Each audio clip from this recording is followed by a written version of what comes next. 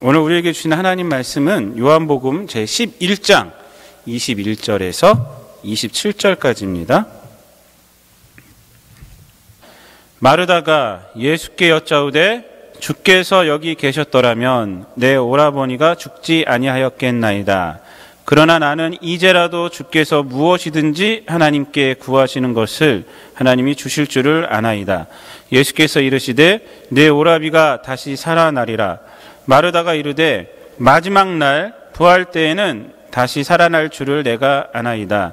예수께서 이르시되 나는 부활이요 생명이니 나를 믿는 자는 죽어도 살겠고 무릇 살아서 나를 믿는 자는 영원히 죽지 아니하리니 이것을 내가 믿느냐? 이르되 주여 그러하에다. 주는 그리스도시요 세상에 오시는 하나님의 아들이신 줄 내가 믿나이다. 아멘. 이 말씀을 가지고 예수님이라는 제목으로 우리가 함께 은혜를 나누도록 하겠습니다. 먼저 오늘 본문이 있는 그 요한복음 11장은 우리가 잘 알고 있는 그 나사로라는 그 사람을 예수님께서 살려내는 그런 기사가 있는 장입니다. 나사로는요, 죽은 지 나흘 만에 예수님께서 살려내셨어요. 현대 기적, 의학적인 상식으로는 우리가 이것을 인정할 수가 없는 것입니다. 사람이 죽잖아요? 심장이 정지되면 5분 만에 뇌세포가 파괴된다고 그래요.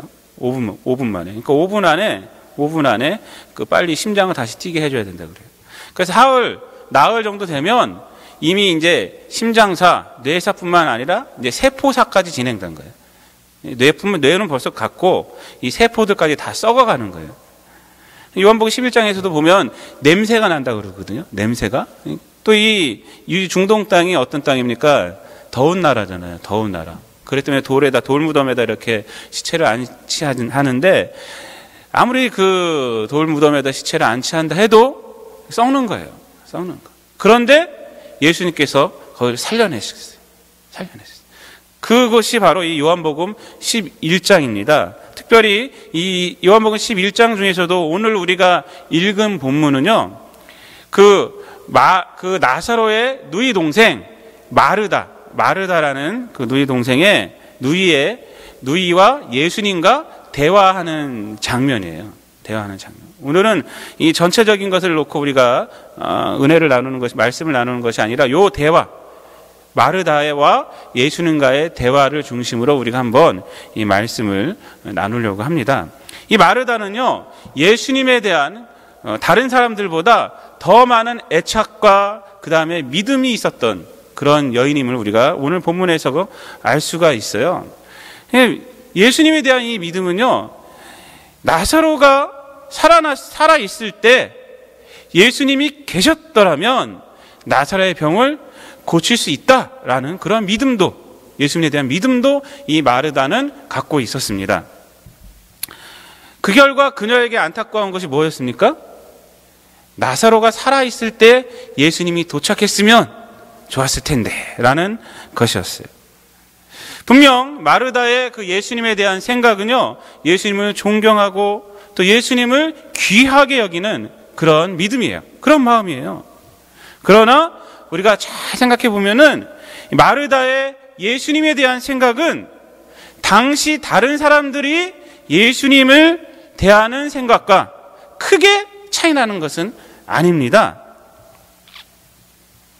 마르다의 믿음은요, 양적인 면에서, 예수님을 향한 믿음의 양적인 면에서는 차이가 있을 수가 있어요. 다른 사람들과.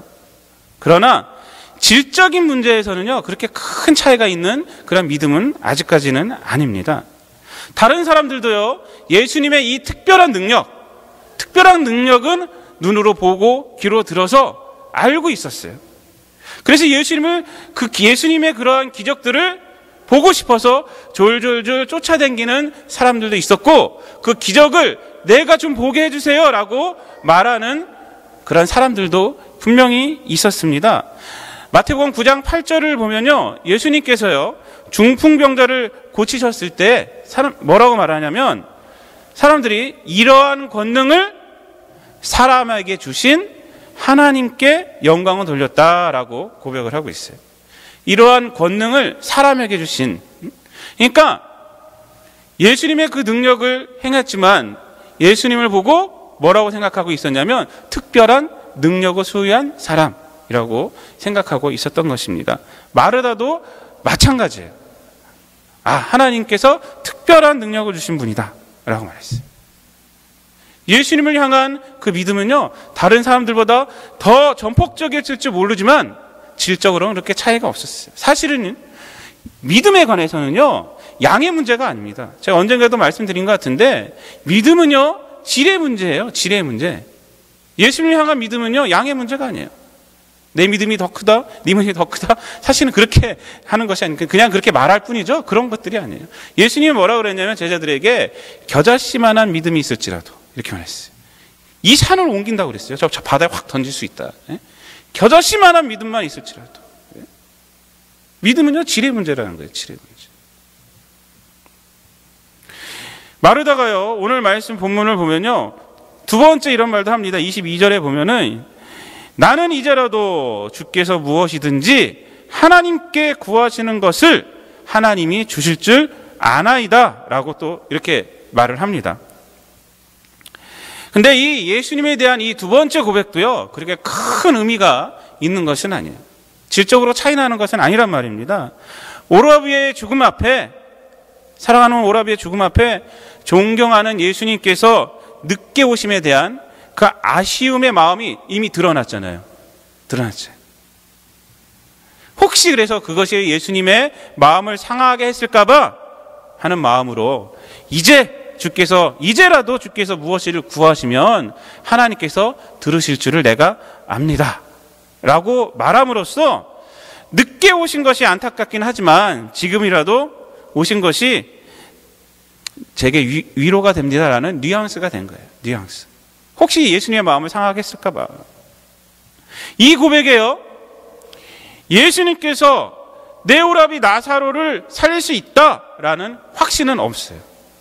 그런 확신은 느낄 수가 없습니다. 그런데 예수님이요, 갑자기 이렇게 말씀하십니다. 네 오라비가 살아나리라. 이렇게 말했어요. 23절 말씀이잖아요. 네 오라비가 다시 살아나리라. 마르다는요, 마르다의 예수님을 향한 믿음은 아직 이 말씀을 이해할 준비가 안 됐어요. 그래서 뭐라고 말합니까? 예, 그럼요. 이렇게 말해요. 마지막 날 부활의 때는 다시 살아날 줄 내가 압니다 라고 또 말하고 있어요. 사실 이 대답, 마르다의 이 대답도요, 믿음이 있는 대답은 사실 아닙니다. 당시에 유대 사회에서 사두개인들을 제외하고 많은 사람들이 부활을 믿고 있었어요. 인간의 부활을 믿고 있었어요. 보편적인 얘기예요. 보편적인 얘기, 부활은. 보편적인 신앙이에요. 보편적인 신앙. 이러한 보편적인 대답으로 마르다는요, 자기가 이해할 수 없는 말씀을 하신 예수님을 많은 사람들 앞에서 무안하지 않게 하는 거예요. 지금 보면요, 많은 사람들이 모였거든요. 예수님이 오신 건 많은 사람이 모였어요. 제가 이 말씀을 어저께 연구를 하면서 묵상을 하면서 참 마르다는 참 인품이 좋은 여자구나라는 걸 제가 좀 깨닫게 됐습니다. 그렇잖아요. 예수님이 무슨 말씀을 해도 자기가 이해하지 않는 말씀을 해도 예수님이 생각하는 거예요. 이런 마르다의 모습에서 예수님을 얼마나 많이 존경하고 얼마나 많이 마르다가 사랑하고 있는지도 우리가 추측할 수가 있습니다. 그런데 예수님은요, 다음과 같이 계속해서 더 강하게 말씀하시면서 마르다에게 자신에 대한 믿음의 고백을 촉구하십니다. 그것이 바로 25절 말씀, 26절 말씀입니다. 예수께서 이르시되 나는 부활이요 생명이니 나를 믿는 자는 죽어도 살겠고 무릇 살아서 나를 믿는 자는 영원히 죽지 아니하리니 이것을 내가 믿느냐라고 촉구하세요. 계속 엉뚱한 대답을 하는 마르다에게 촉구하십니다.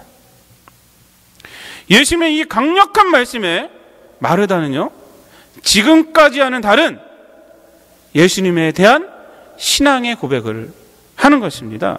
27절 말씀이 이렇게 말합니다. 이르되 주여 그러하이다. 주는 그리스도시요 세상에 오시는 하나님의 아들이신 줄 내가 믿나이다 라고 말하고 있어요. 이 전까지 보면요, 아나이다 했어요. 이번 대답은 뭐라고 말하고 있습니까? 내가 믿나이다. 내가 예수님을 믿습니다. 예수님을 믿습니다. 본문에서 지금까지는 마르다는요, 자신과 관련된 일들을 중심으로 예수님을 보았고 그것을 해주실 수 있다는 것을 알고 있었어요. 지식적인 차원에서 알고 있었단 말입니다. 그러나 이번 고백은 아닙니다. 예수님 자체에 대한 고백이에요. 예수님이 생명의 근원이시고 생명의 주가인 자이십니다 라는 고백을 한 것입니다. 예수님에 대한 믿음을 나타낸 것입니다. 이것이 바로 오늘 우리가 읽은 본문의 내용이에요. 본문의 내용. 여러분, 우리는요, 신앙생활 하면서 예수님에 대해서 어떤 믿음을 소유하고 있는지 한번 이 본문 속에서 한번 체크를 해봐야 돼요. 예수님은 그저 내 삶을 위해서만 계시는 분이신가? 내 삶을 중심으로만 예수님을 보고 있지 않은가? 혹은 예수님은 내 기도를 하나님께 올려드리는 심부름꾼이 아닌가? 그렇게만 생각하고 있지 않은가? 예수님을 생각하면 늘 고맙고 미안하고 안타까운 마음이 있는데 그분이 내 삶의 주인이고 그분이 생명의 근원인 것에 대한 고백이 나에겐 있는가? 한번 우리가 살펴봐야 돼요. 예수님은요, 마르다에게 말씀하신 것처럼 오늘 지금 우리에게도 동일하게 말씀하고 있습니다. 나는 부활이요 생명이니 나를 믿는 자는 죽어도 살겠고 무릇 살아서 믿는 자는 영원히 죽지 아니하리니 이것을 네가 믿느냐? 라고 오늘도 동일하게 우리에게 묻고 계십니다. 사실 우리가 보면요, 신약성경에 보면 복음서가 4개가 있습니다. 마태, 마가, 누가, 요한, 이 사복음서라고 합니다. 이 중에 마태, 마가, 누가는 공관 복음서라고 그래요. 공통된 관점으로 썼다 뭐 이렇게 해서. 근데 요한복음은 따로 제껴놓습니다. 복음서에는 들어가지만 공관복음서에는 안 들어가요. 이 공관복음서를 보면요, 예수님에 대해서 어떻게 나타내고 있냐면, 예수님을 어떻게 증거하고 있냐면 구약의 예언이 실현됐다. 구약의 예언을 통해서 예수님을 증거하고 있고, 또는 다른 사람들의 입술을 통해서 다윗의 자손입니다, 당신은 메시아입니다, 이렇게 다른 사람들의 입술을 통해서 예수님의 정체성에 대해서 증거하고 있어요. 그런데 이 사복음서, 4번째 복음서, 이 요한복음은요 그렇지 않아요. 특징적인 게 뭐냐면 예수님에 대해서 예수님 자신이 직접 나는 누구다 라고 말하고 있어요. 요한복음 보면요. 이것을 보면은 요한복음에 7가지 자기 계시라고 그래요. 요한복음 6장 35절 말씀에서 나는 생명의 떡이다 라고 밝히셨어요. 또 요한복음 8장 12절 말씀에서는 나는 세상의 빛이다 라고 말씀하셨고요. 요한복음 10장 7절 말씀에서는 나는 양의 문이다 라고 말씀하셨고요. 요한복음 10장 11절 말씀에서는 나는 선한 목자다 이렇게 말했고, 요한복음 11장 25절 말씀에서는 나는 부활이요 생명이다, 바로 오늘 말씀입니다. 또 요한복음 14장 6절 말씀에서는 나는 길이요 진리요 생명이다 이렇게 말했고, 요한복음 15장 1절에서는요 나는 참 포도나무다 라고 자신을 직접 계시합니다. 특징적인 겁니다. 그 요한복음은요 내용이 어떻게 되냐면 크게 이 예수님의 7가지 자기 계시, 이 계시와 십자가 사건을 중심으로 구성되어 있어요. 예수님의 자기 계시, 나는 누구다, 나는 이런 사람이다, 이런 존재다 라고 자기 계시를 하고, 그 다음에 그 예수님께서 십자가의 고난을 당하시는 것. 그것으로 크게 두 가지로 구성되어 있습니다. 그리고 요한복음의 기록 목적을 요한복음 20장 31절에서 이렇게 말씀하고 있습니다. 오직 이것을 기록함은 너희로 예수께서 하나님의 아들 그리스도임을 믿게 하려 하며 또 너희로 믿고 그 이름을 힘입어 생명을 얻게 하려 하심이니라. 이렇게 말하고 있어요. 무슨 말입니까? 예수님이 하나님의 아들 그리스도임을 믿고 그 이름을 힘입어서 이 땅 가운데서 생명을 얻고 살아가게 하려고 바로 이 복음서를 적었다는 거예요. 교회를 처음 등록하시거나 교회를 처음 다니시는 분들께 많은 사람들이 이렇게 말합니다. 요한복음을 먼저 읽으라고 권면을 해요. 다른 성경보다 요한복음을 먼저 읽으세요라고 권면합니다. 그 이유는 다른 것이 아니에요. 요한복음에 바로 예수님이 누구인지 잘 나타나 있기 때문에 그래요. 예수님 자체에 대한 그 증거가, 예수님의 자기 계시가 요한복음에 잘 이렇게 나타나 있기 때문에 요한복음 먼저 읽고 다른 성경을 읽으십시오라고 권면을 하는 거예요. 여러분, 예수님이 무엇을 하실 수 있는 분인지에 관심을 갖는 것보다 예수님 자체에 관심을 갖는 것이 더욱 중요합니다. 예수님은 내가 세상의 빛이라고 말씀하고 계시죠. 예수님은 내가 길이요 진리요 생명이라고 말하고 있습니다. 예수님은 내가 선한 목자라고 말하고 있고, 예수님은 내가 양의 문이라고 말하고 있고, 예수님은 내가 참 포도나무다, 예수님은 내가 생명의 떡이다 라고 말하고 있어요. 그리고 오늘 또 본문 말씀 통해서 뭐라고 말합니까? 나는 부활이요 생명이다 라고 말하고 있어요. 그리고 우리들에게 촉구하시는 겁니다. 네가 이것을 믿느냐? 예수님에 대한 이 믿음이 있느냐? 나에 대한 그런 믿음이 있느냐? 나에 대한 관심이 있느냐? 이것을 우리에게 촉구하고 있는 것입니다. 사랑하는 성도 여러분, 예수님이 이런 분을 믿습니까, 여러분?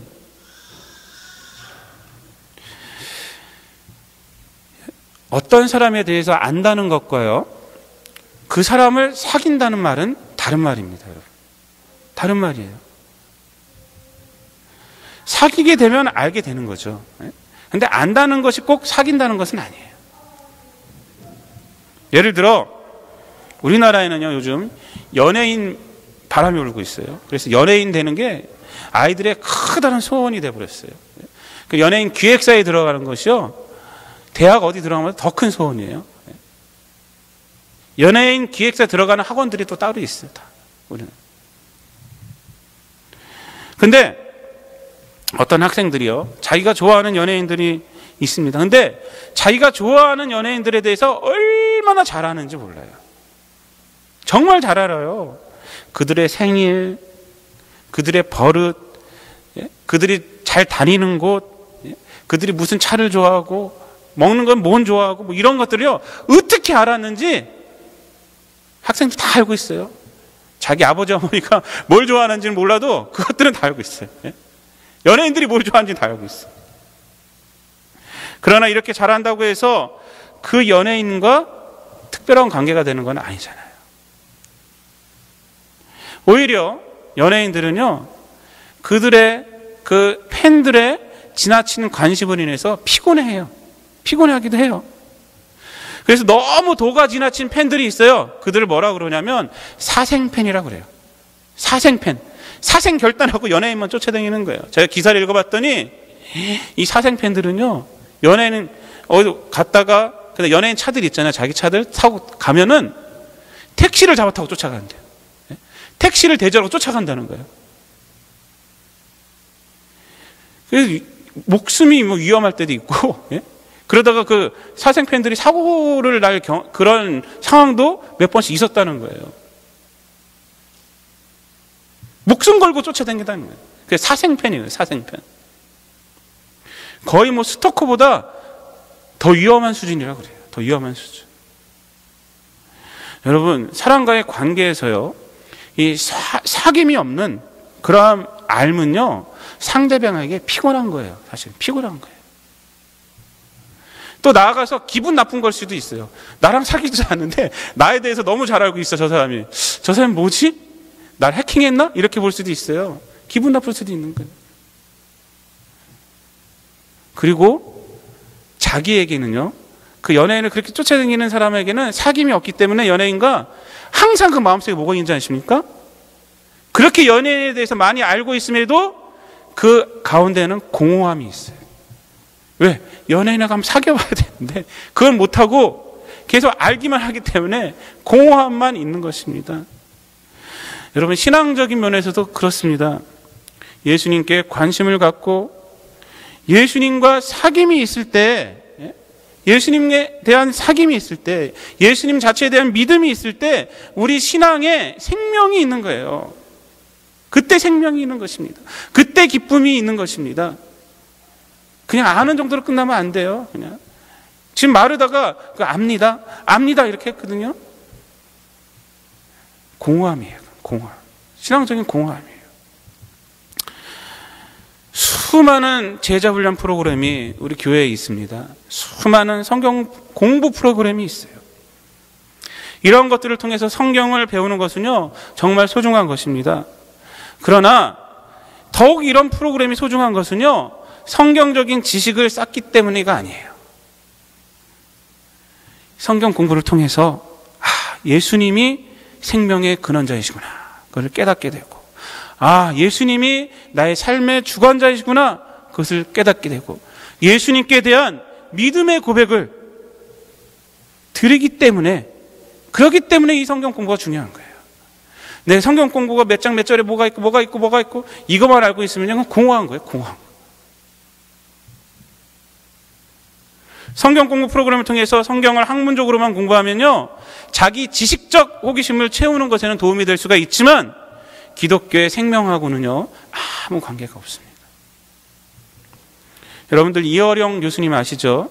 몇 년 전에 회심하셔갖고, 지금 얼마나 우리나라 기독교계에 많은 좋은 얘기들 해주시고 있습니까? 근데 이어령 교수님이요, 예수님을 알기 전에 성경을 보셨을까요? 안 보셨을까요? 성경에 대해서 잘 아실까요? 몰랐을까요? 잘 알고 있었어요. 어쩌면요, 우리보다 성경을 더 많이 봤을 수도 있어요. 그분이 이런 고백을 합니다. 성경에 좋은 얘기들이 많다. 그리고 자기도 성경을 많이 봤다는 거예요. 예수님 믿기 전부터. 왜? 성경을 모르고는 이 서양 문학사를 이해할 수가 없대요. 서양 문학사는요, 이 기독교적인 배경에서 쓰여진 것들이 많기 때문에 성경을 모르면 이 문학을 이해할 수가 없대요. 그래서 성경을 많이 봤다는 겁니다. 그럼에도 불구하고 여전히 이어령 교수는 무신론자로 계속 살았어요. 70평생을 살았어요. 70평생. 그러나 예수님을 믿게 되었을 때 이 성경은요, 더 이상 문학 작품이 아니에요. 그 전에는요, 그냥 문학 작품을 이야기한 하나의 방편으로 성경을 봤던 거예요. 그러나 예수님과의 사귐을 갖게 되었을 때는요, 이 성경은 어떻게 됐느냐? 자기에게 생명을 주는 책이 됐다는 거예요. 영생을 주는 책, 삶의 기준이 되는 책, 생각의 기준이 되는 책, 문학의 방향을 잡아주는 책이 됐다는 것입니다. 얼마 전에 여론 교수님이요, 사랑하는 딸 이미나 목사님을 잃었어요. 근데 그 큰 슬픔 당한 거 아닙니까? 사랑하는 딸, 눈에 넣어도 안 아픈 딸. 그 따님이 목사님이었거든요. 근데 그 큰 슬픔도 그 허전함도 신앙으로 버티고요, 100주년 기념교회에 나오시더라고요. 그 출석하는 게 아니라 거기 이재철 목사님과 지금 뭘 강의를 하고 계세요. 그 성경의 스토리텔링에 대해서 이렇게 같이 이재철 목사님과 이렇게 얘기를 하시는 것들이 있어요. 근데 자기 사랑하는 딸을 잃고 나서 거길 오시더라고요. 올까 말까 생각을 많이 했다고 그러더라고요. 그럼에도 불구하고 오셨어요.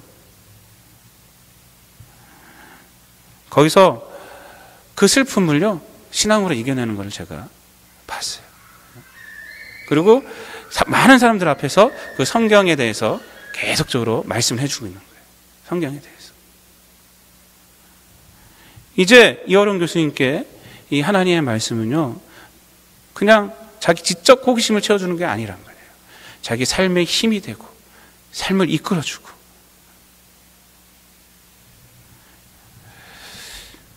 아무리 많이 성경을 읽어도, 아무리 많이 성경 지식을 배워도 예수님에 대한 바른 믿음이 없다면 우리의 신앙생활은요, 항상 공허한 거예요. 항상 공허한 거예요. 그러나 예수님이 부활이시고 예수님이 생명이시고 예수님이 삶의 주관자이심을 믿는 사람은요, 틀립니다. 한 분이 이런 시를 썼습니다. 주여 나와 함께 해주세요. 이미 때가 저물어 갑니다. 어두움이 깊어지고 있으니 주여 나와 함께 해주세요. 주위 사람들이 도움이 못되고 모든 위로가 사라질 때에 불쌍한 자의 도움 대신 주여 나와 함께 해주세요. 인생의 짧은 날들은 마지막 썰물처럼 빠져나가고 있습니다. 세상의 기쁨은 시간이 지날수록 희미해지고 영광도 사라집니다. 내가 가진 모든 것들은 변하고 썩어질 것밖에 없습니다. 그러나 변하지 않는 오직 한 분 주님께서 나와 함께 하옵소서. 나는 잠시 만남을 원하지 않고 형식적 대화를 원하지 않습니다. 주님이 제자들과 함께 하심처럼 내게도 그렇게 만나 주시옵소서. 친밀하고 온유하며 격이 없는 주님의 음성을 듣고 싶습니다. 잠시 나와 만나고 가심이 아니라 영원히 함께 거하심을 원합니다. 만왕의 왕이신 주님이시여 두려움의 마음을 잡아주소서.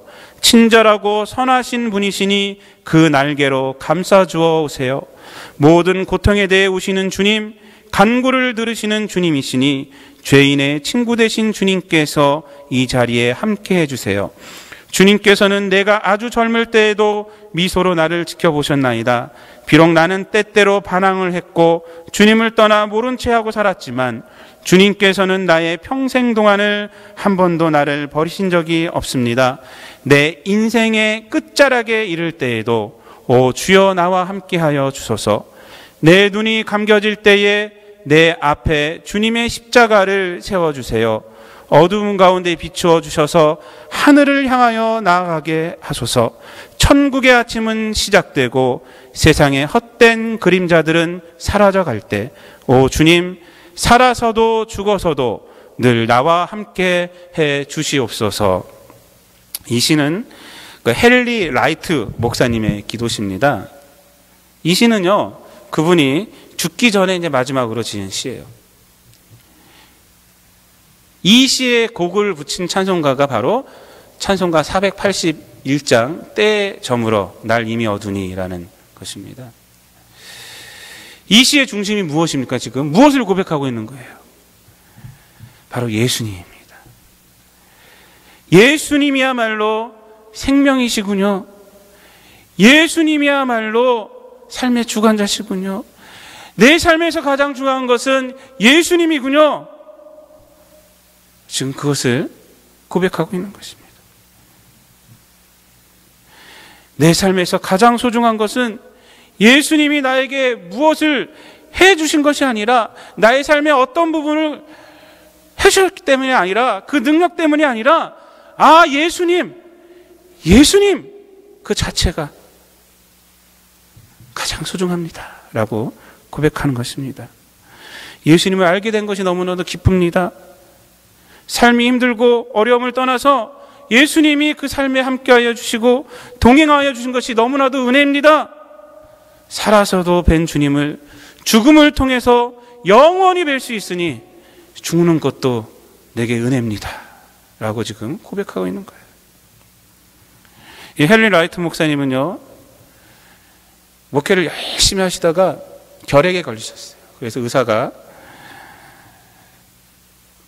이제 목회를 못할 것 같습니다. 딴 데 가서 요양을 하셔야 됩니다 말씀하셔서 그 의사의 권면을 듣고 이제 다른 데로 떠나셨습니다. 근데 떠나셨는데 다시는 못 돌아오셨어요. 떠나셨다가 며칠 뒤에 돌아가셨어요. 근데 그곳을 가시다가 그 여관방에서 묵다가 돌아가셨는데 문을 열어보니까 이 시가 있었던 거예요. 마지막 날 자기가 쓰신 거예요. 근데 그분이요, 마지막 그 목회제를 떠나면서 교인들에게 이런 말을 했습니다. 오 형제들이여, 여기 남은 모든 분들에게 권유하는 것은 모든 사람에게 임할 그리스도와 함께 할 그 거룩한 시간을 준비하십시오 라고 말했다고 그래요.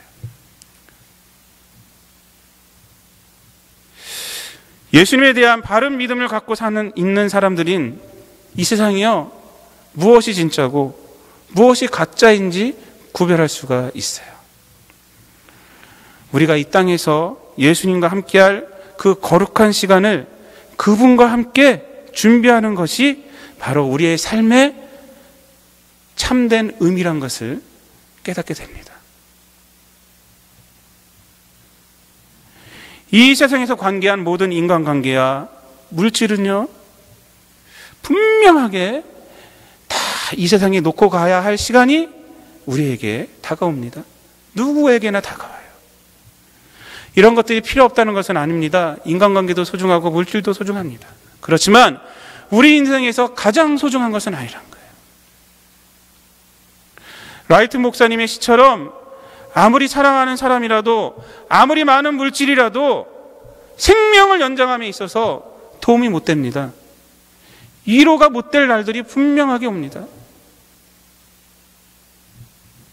세상에선 소중한 것이지만 영원의 시간에서 보면요, 그것들은 다 하찮은 것이에요. 제가 몇 달 전에 사랑하는 한 사모님의 임종을 제가 봤어요. 병원 가서 봤어요. 아무리 발달한 의학기술도요, 필요가 없어요. 아무리 소중한 사람들이 옆에 있어도요, 필요가 없어요. 다 그때는 하나님 앞에서 놓고 가야 돼요. 다 놓고 가야 돼요. 그때 가장 필요했던 것은요, 믿음이에요. 믿음이에요.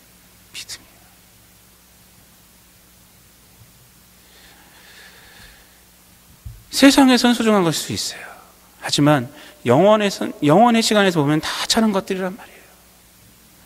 오직 예수님만이 우리에게 영원한 위로자가 되시고, 예수님만이 저와 여러분에게 영원한 생명이 되시는 것입니다. 여러분, 이 예배 시간이 왜 소중한지 아십니까? 우리의 삶의 시간 중에서 이 예배 시간이야말로 버려지는 시간이 아니라 예수님과 함께하는 거룩한 시간이기 때문에 그래요. 예수님을 바라보는, 하나님의 사랑을 생각하는, 하나님께 집중하는 그런 거룩한 시간이기 때문에, 영원의 시간 속에 속하기 때문에 예배 시간이 소중한 거예요.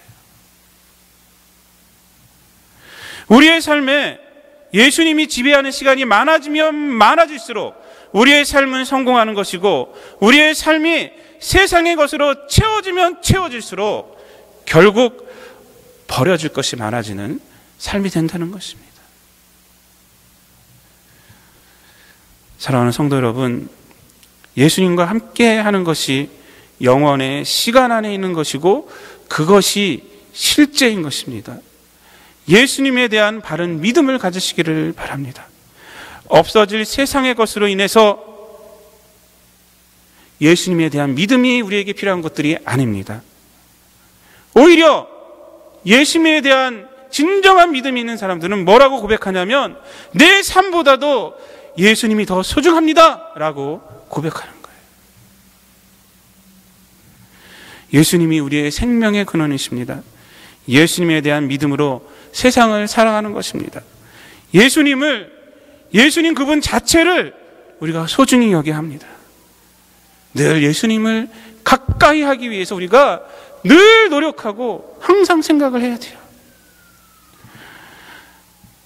저는 새벽 시간에 기도를 하면서 항상 먼저, 옛날에는 그랬어요. 딱 기도하면 하나님 뭐뭐 해주세요, 뭐뭐 해주세요, 뭐가 옵니다, 뭐 문제부터 생각했는데, 요즘은 거기다 회의가 오기 시작했어요. 그래서 요즘 기도를 어떻게 하냐면, 처음엔 눈을 감고 하나님 이름만 부릅니다. 예수님만 이름을 불러요.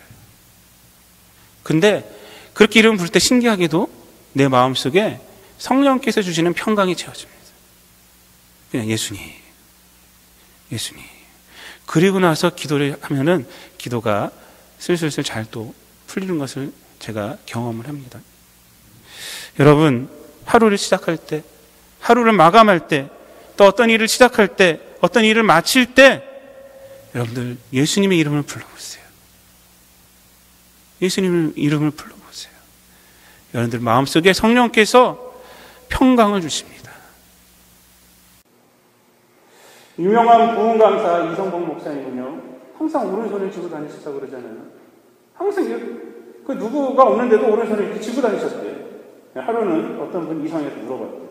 아니 목사님, 왜 이렇게 오른손을 쥐고 다니십니까? 그러니까 대답하시기를, 예수님의 손을 난 항상 붙잡고 다니기 때문이야 라고 이렇게 대답하셨어요.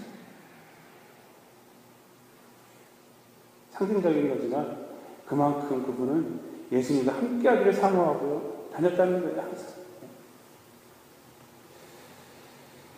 죽음이란 세상의 그림자가 사라지고 영혼의 실체가 드러나는 순간이 바로 죽음이에요. 우리 믿는 자들에게는